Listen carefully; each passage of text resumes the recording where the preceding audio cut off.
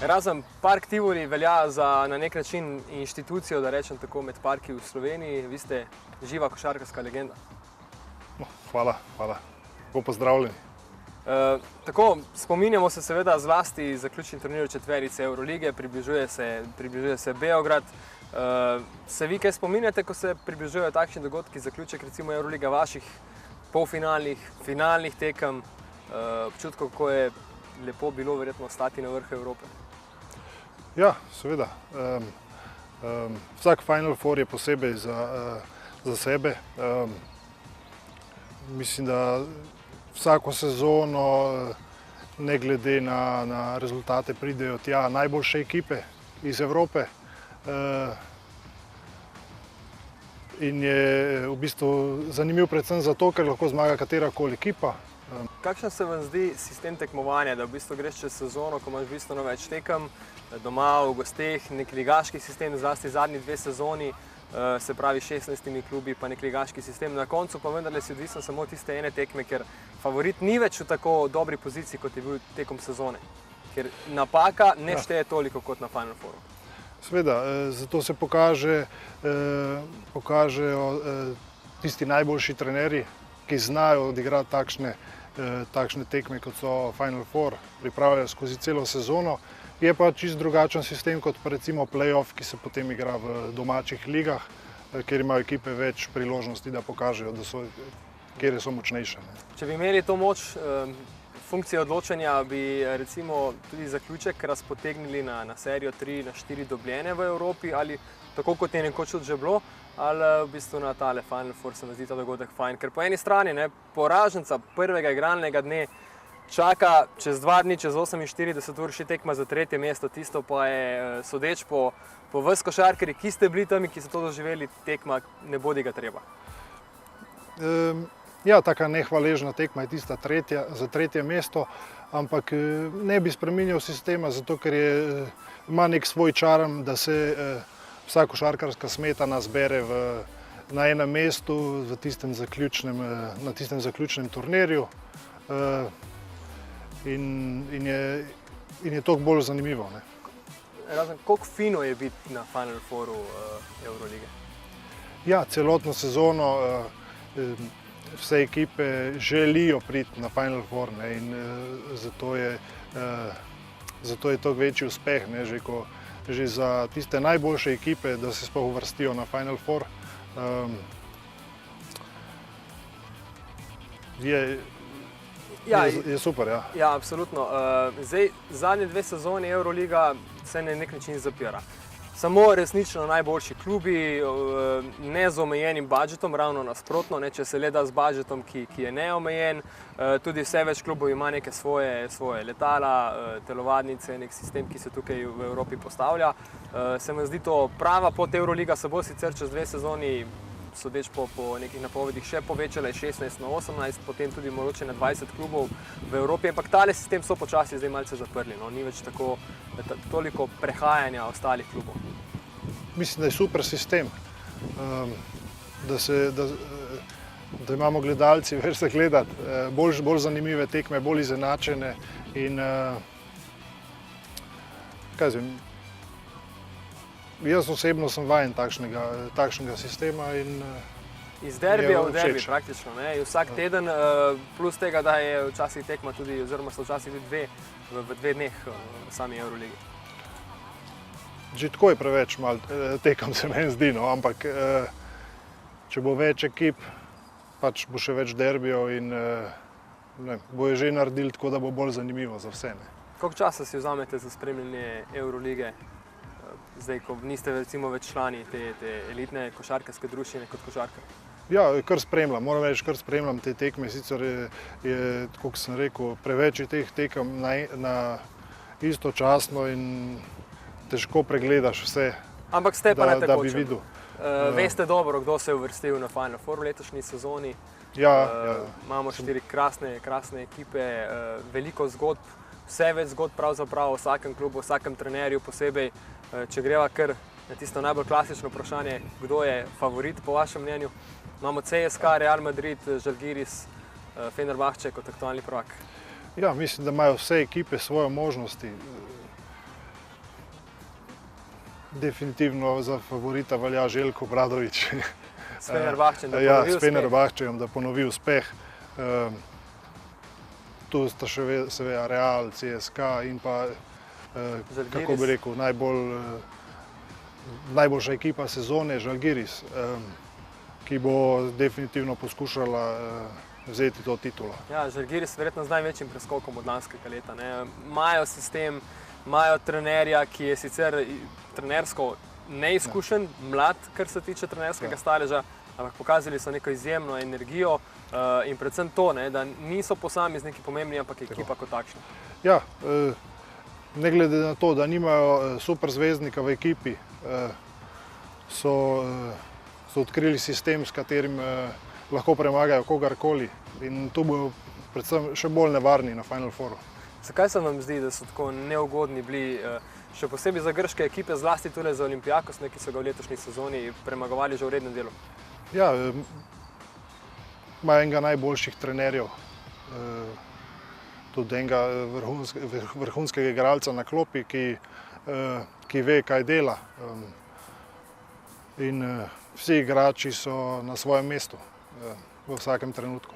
Zdaj, klubi se med sezono in krepijo, kakšen igralec odide z ekipe. Žalgiris se je odločil, da pripelje Bena Udriha, konec lanskega koledarskega leta. Vsaj z mojega vidika je to bila fantastična poteza, ker so dobili košarkarje, ki inteligenčno razume košarko, ve, kaj je njegova naloga in tukaj ne izstopa z nekimi svojimi potezami v smislu nabiranja statistike in tako naprej. Ja, v bistvu Beno je trenutno tam, kjer sodi že ves čas, vrhunski igralec. In se je tudi videlo v tem play-offu, da je naredil razliko za Žalgiris. In mislim, da na Final Fouru bi lahko pokazal še malo več. A ima kaj šans proti Obradoviću in Fenerbahču? Na kakšen način se morajo lotiti tekme? Tekma z nižjim številom točk, tekma z višjim številom točk? Definitivno si bojo želeli z nižjim številom točk. Mislim, Žalgiris je vedno veljal litvanska košarka po čvrsti obrambi in hitrih protinapadih. Tako da to so tudi kazali skozi celo sezono in je pa res, da igrajo proti velikemu favoritu Fenerbahčeju, ki ima vrhunske igrače in tudi največjega majstra za trenerja. Absolutno. In zdaj prihajamo ravno do Fenerbahčeja, aktualni prvaki. Olympiakos je uspelo takrat naslov iz 2012 in 2013 ponoviti, osvojiti ponovno, ga zadržati. To, kar se zdi pri Fenerbahčeju zelo pomembno, je neka konsistentnost v zadnjih letih. Kljub prvim relativno neuspehom Obradovića, tisti prvi sezoni so ga zadržali, mu dali še več odprtih rok pri sestavi ekipe in se zdi, da so tile kristalčki, tisti nepotrebni, odpadli in da je ostal tisti velik kristal na koncu. Ja, znajo. Vidi se igračem, da so samozavestni in da želijo ponoven naslov. Mislim, da imajo veliko možnost tudi, da to ponovijo, ampak seveda tu bojo mogli zdaj ponovno pokazati. Fenerbahče, jaz sem tudi v turškem prvenstvu glavni favorit. Zdaj je Fenerbahče tukaj postal ta klub. Mogoče v tistih časih, ko ste vi bili na Final Fouri, Fenerbahče še ni bil, ne bom rekel, omembe vreden klub, ampak še zdaleč ne tako pomembna karta v tej shemi košarkarske Eurolige. Danes je seveda drugače. Kljub temu, da so nekateri košarkarji odšli, je Obradović uspel pripeljati neke zamenjave, ki so zelo na podobnem nivoju, recimo Bogdanović, Gudurić, če gledamo tisto njegovo prvo sezono, Juda ni več na centrskem položaju, pa so uspeli tudi Dubarjogluja, verjetno ste malce bolj pozorni morda na centre. Seveda, pač proračun, ki ima Fenerbahče, lahko pripelje, kogar želi. To je ena izmed prednosti, zato jih tudi dajemo za favorite. Mislim pa, da na tem Final Fouru definitivno letos so ekipe, ki so igrale vrhunsko košarko. CSKA, Real Madrid, večkrat viden dvoboj v zadnjih recimo 6, 7, 8 letih košarkarske Eurolige. Real Madrid s številnimi težavami, predvsem če tukaj gremo iz začetka sezone.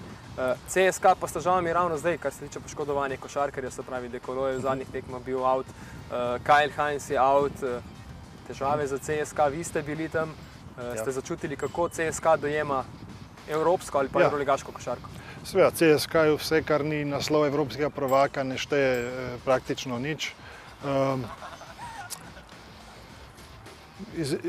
Sigurno ne bo lahka tekma, izenačene ekipe sta obe, tako da definitivno poškodbe, če jih ima katerakoli ekipa, pomenijo dokaj velik hendikep na taki tekmi.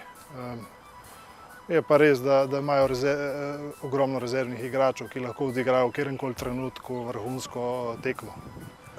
Real Madrid z našim Luko Dončićem kot prvim zvezdnikom recimo evropske košarke, najboljši mladi košarkar, brez ljulja vse do končnice.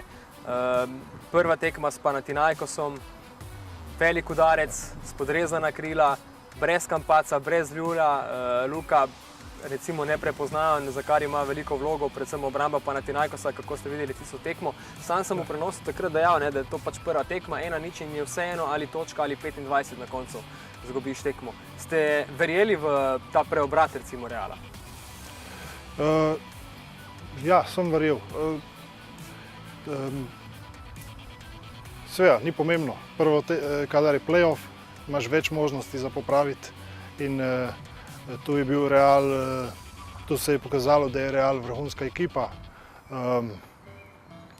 Predvsem pa je Luka presenetil s tem, da je uspel iz prve na drugo tekmo spremeniti svojo igro, kar je še enkrat pokazalo, kako velik talent je kakšen igrač in definitivno ima svoje možnosti na Final Fouru. Druga tekma, kjer so predvsem izkušeni košarkarji stopili v ospredje. Carroll, Fernandez, Reyes so potegnili so drugo tekmo in ko zmagaš eno v Atenah, je potem situacija bistveno bolj uravnotežena. Definitivno v Madridu je težje zmagati Panathinaikosu kot pa Real Madridu v Atenah. To se je vedelo že pred začetkom. Dajte nam razložiti, zakaj. Vi ste igrali ogromno tekem v Madridu, tudi v dresu Barcelone, kasneje, ker ste preživeli kar lep del svoje kariere. Takole, seveda, laično izgleda Oaka bistveno bolj vroča, zahtevnejša dvorana za igranje. Ja, kar se tiče navijačev, samo v letošnji sezoni je pokazal Real Madrid, pa skozi prejšnji dve sezoni, da ima dosti več izkušenj z igranjem zunaj, kot pa Panathinaikos, na primer. In mislim tudi, da ima več igračev, bolj talentiranih in tu je pretehtalo v njihovo korist. Kako se vam zdi poteza Pabla Lassa, da je v bistvu dal odprte roke Luki na začetku sezone, kljub temu, da je vedel, da manjka prvi zvezdnik, recimo Sergio Llull. Velika odgovornost je to za takrat 18-letnega košarkarja. Ja, moram reči, da je zelo vrhunsko odigral celotno sezono, že vleče. Tako da zelo pomembno bo, v kakšnem fizičnem stanju pride na ta Final Four, ker vemo, da ga bojo krili po 3 igralci in se bojo druge ekipe pripravljale prav na Luko. Tako da... Zdaj ima pomoč tudi Sergija Llulla, tako da se je malce razporedilo. Ker Luka je bil eden izmed tistih, ki je izsilil ogromno osebnih napak na vsaki tekmi. V rednem delu mislim, da je bilo povprečje 5,5, v končnici celo 7,5. Velika razlika, mislim, 7krat zaustavijo z osebno napako, plus verjetno parkrat še, ko ni bilo osebne napake, to kaže na vse to, koliko udarcev je prikratilo. Ja, skozi celo sezono, po tisti poškodbi še iz reprezentančne akcije, ko je prišel, ko se je vrnil v Real, je takoj začel igrati in zvlekel celotno sezono do zdaj. Ostali igrači v ekipi pa so bili poškodovani, so se menjavali. Ampak on je bil vedno tisti steber, ki je nosil to ekipo. Luka, Beno, pa Anthony Randolph in tudi Kevin Pangos pod slovensko zastavo. Verjetno bomo še kakšnega sodnika imeli, to je zdaj že tudi tradicija. zadnjih 20 letih v evropski košarki, zlasti v finalnih tekmah. Kako se vam zdi pomembno dejstvo, da je Final Four v recimo tele regiji neko skupne države, torej v Beogradu? Vrhunsko. Mislim, da je da si zasluži Beograd, ki ima takšno podporo navijačev in vsi spremljajo košarko tam, tudi tak dogodek, kot je Final Four, in ravno to bo definitivno prineslo še boljše vzdušje za to tekmovanje. Ja, in verjetno se bo ta košarkarska mrzica malce prenesla tudi po vseh ostalih teh bližnjih državah, tudi v Sloveniji to čutimo.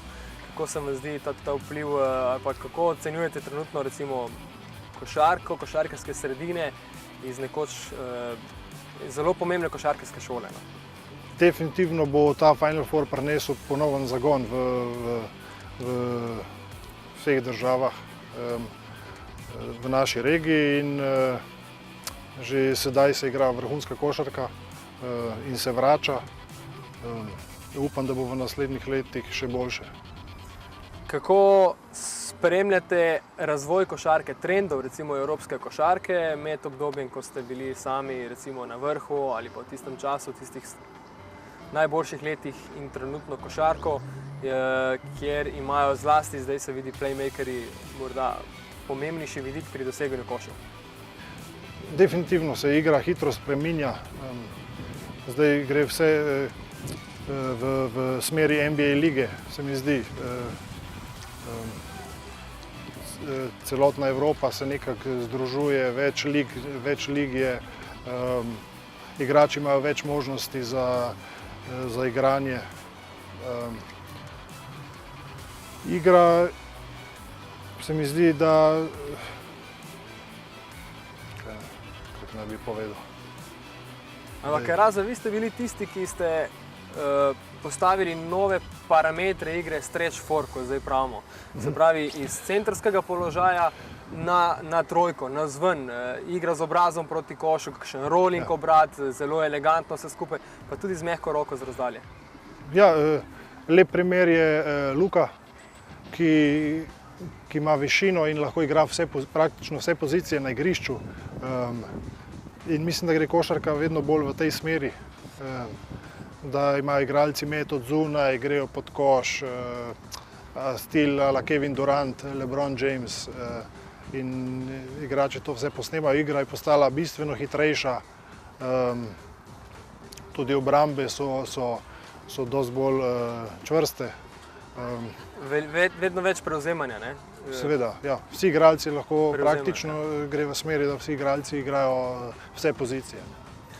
Luka, najboljši mladi košarkar, to čast ste imeli tudi vi, leta 2005 so vas izbrali, takrat ste bili član bolonskega euroligaša oziroma pomembnega kluba. Kako se vam zdi, da je tale etiketa se nalepila na vas?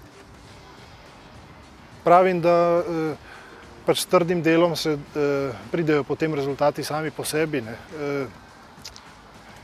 Pa jaz vem, koliko tekem smo takrat odigrali, pa koliko treningov smo dali skozi, da smo prišli do teh rezultatov. Zdaj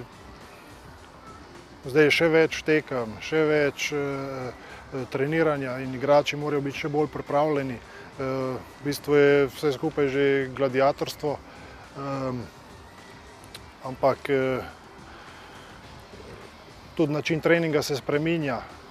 Mislim, da trenerji, ki se prilagajajo, so uspešni. Če povlečem sporednico z Luko, je Luka res pravi material za ligo NBA, bliža se letošnji nabor. Kar dolgo časa je čakal z neko uradno naznanitvijo, da se bo udeležil nabora, zdaj se omenja tole top 5, top 3. Mnogi pravijo po tekmah zdaj končnice, da je to prvi izbor.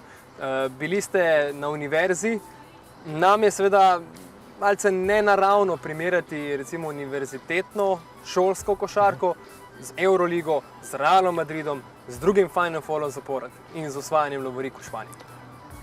Ja, to je To je moška košarka, tam je še vedno se zdi študentska. Euroliga je naredila velik preskok tu, se je oddaljila od univerzitetne zdaj vidimo, kar iz srednje šole že igralci želijo prihajati v NBA, kmalu bojo tudi v Euroligo. Razlika je očitna, mislim pa, da za Luko ta preskok v NBA ne bo nek problem. Kako je potekalo obdobje, ko ste bili sami udeleženi na draftu? Kje ste spremljali informacije, ali boste izbrani, ste prej opravili kakšne treninge, kempe v ZDA, ste imeli kontakte, je to vse vaš italijanski agent urejal? Kako ste v tistih zadnjih mesecih, recimo, kako je vse skupaj potekalo? Ja, seveda sem spremljal, kot otrok sem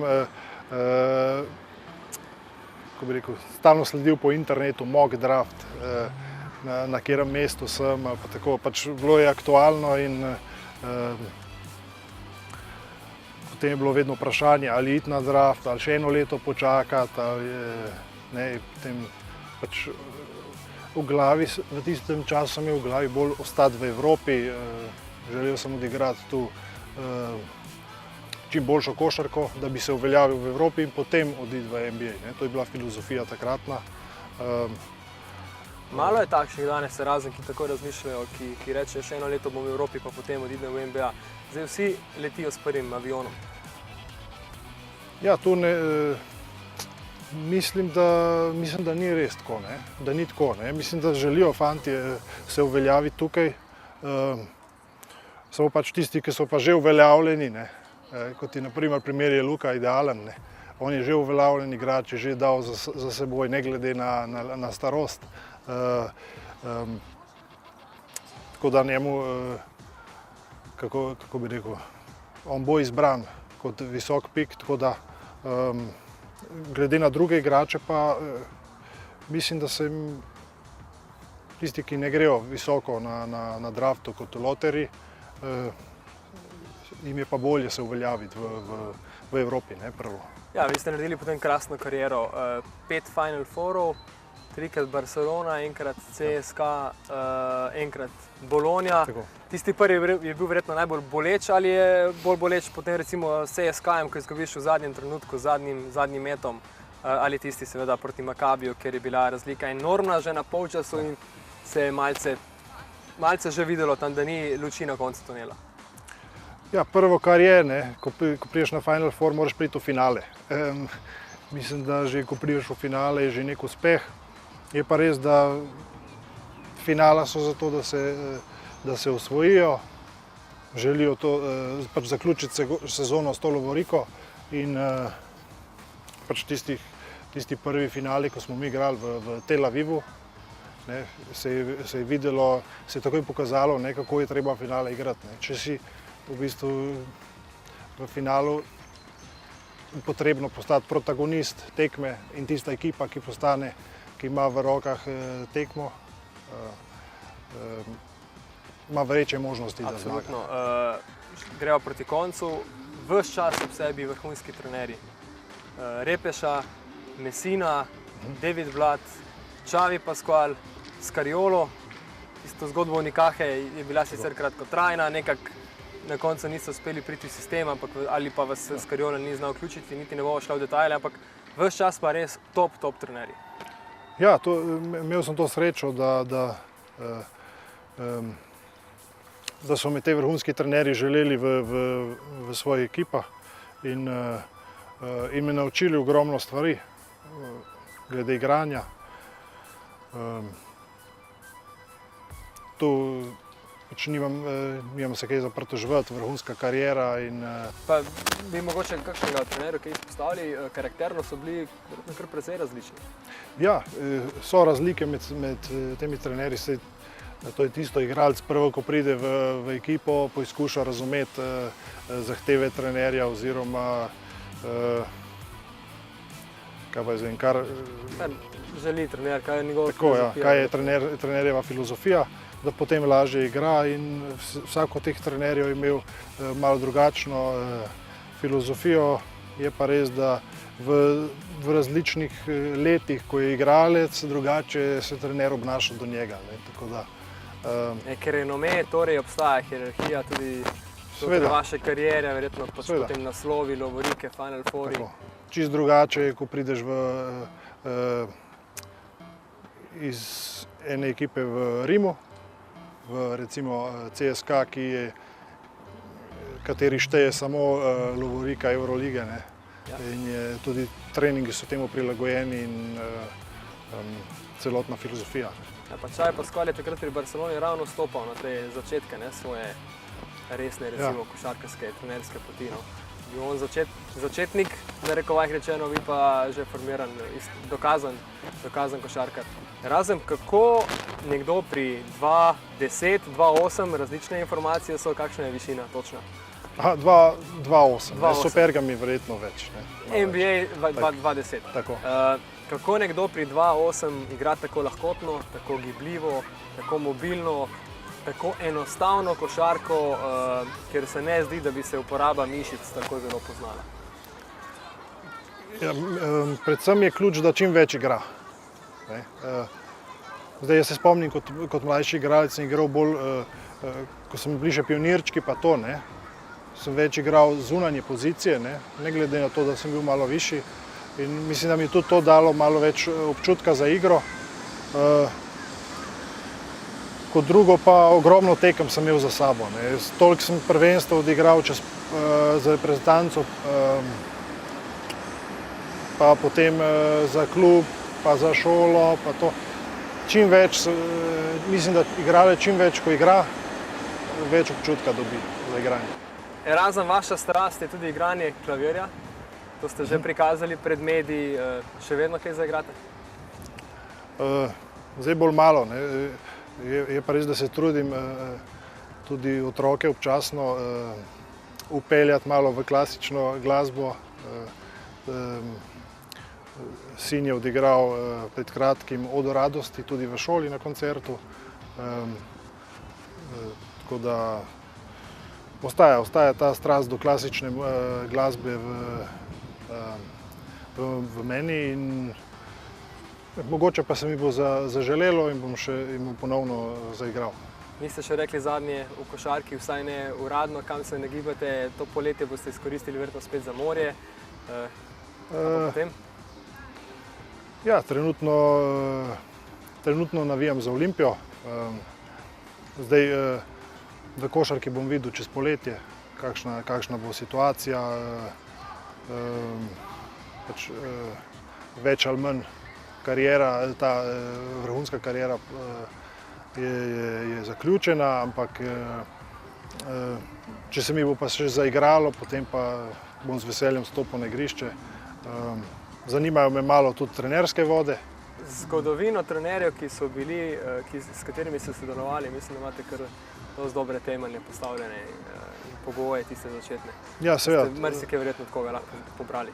Ja, bi rad to tudi uporabil, ne, prenesel na mlajše generacije, na nove talente, ki prihajajo. Mislim, da bi jim lahko veliko dal. Ja, glede igranja pa letošnjo sezono ne bom igral, ne. Tako da bomo pa videli. Nikoli se ne ve. Hvala lepa. Ja, hvala vam.